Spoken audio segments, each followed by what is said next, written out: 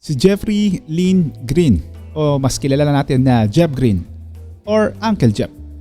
Isa sa mga NBA player na may ibubuga talaga offensively at pwede ding maging pang-support of the bench.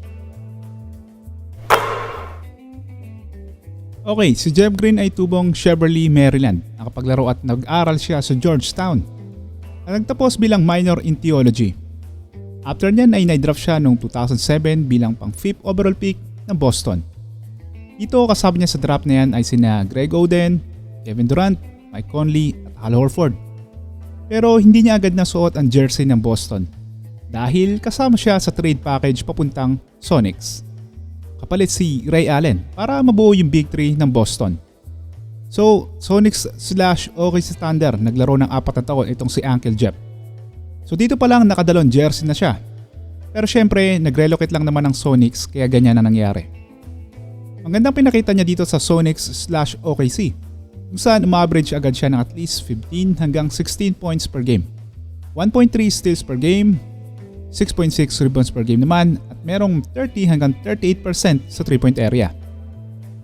Kaso pagdating ng February 24, 2011 ay binawi agad siya ng Boston at sinama pa nga sina Nenad Kristich.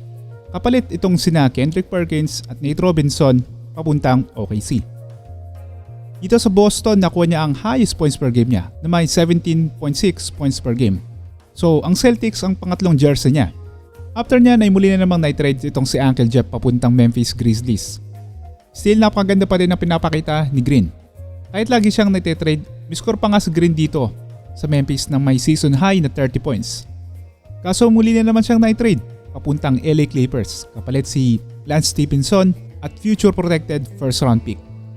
After ng stint niya sa Clippers, every season iba't ibang jersey na ang suot ni Uncle Jeff. Noong 2016-2017, naging Magicero na siya. Pero after niyan, pagdating ng 2017 to 2018 season ay sumama kina LeBron at baka sakaling manalo ng championship dito sa Cleveland. Ang kaso, alam naman natin ang nangyari sa Cubs na yan. Naswept lang sila ng Warriors sa 2018 NBA Finals. Ang saklap, di ba, para kay Uncle Jeff. First time maka-NBA Finals, kaso walay pa din. So umuwi na lang sa Green pagdating ng 2018 to 2019 season at naglaro para sa hometown team niya na Washington. Kaso medyo olats tong Wizards that time at hindi nakaabot sa playoffs. Kaya nagpasya sa Green na umalis ulit at pumunta na lang sa Utah Jazz. Pero minalas ulit sa Green dahil na-wave din itong si Uncle Jeff noong December 24. Nakakalungkot naman, sayang hindi man lang pinalagpas yung Pasko. Well anyway, kinuha siya ng Houston Rockets noong February 18, 2020. Nakasama niya ulit ang former Thunder teammates niya na sina Westbrook, Harden at Sefolosha. Dito si Jeff Green ang nagbistulang sentro ang posisyon niya. Siya kasi minsan ang pumapalit sa pwesto ni PJ Tucker, palitan sila kumbaga. At napaka-productive pa din ni Green at nag-average siya na at least 12.2 points per game at merong 35% sa 3-point area. At muli itong si Boy Lipat o Uncle Jeff, lumipat na naman para sundan ng former teammate niya sa KD. Pupuntang Brooklyn Nets. Paminsan-minsan starting 5 pa nga itong si Uncle Jeff. And then, finally, nakatikim na din ng kampyonato itong si Uncle Jeff para dito sa Denver Nuggets. Sa Nuggets niya lang pala makukuha yung ring na inaasam niya matapos ang ilang beses na palipat-lipat.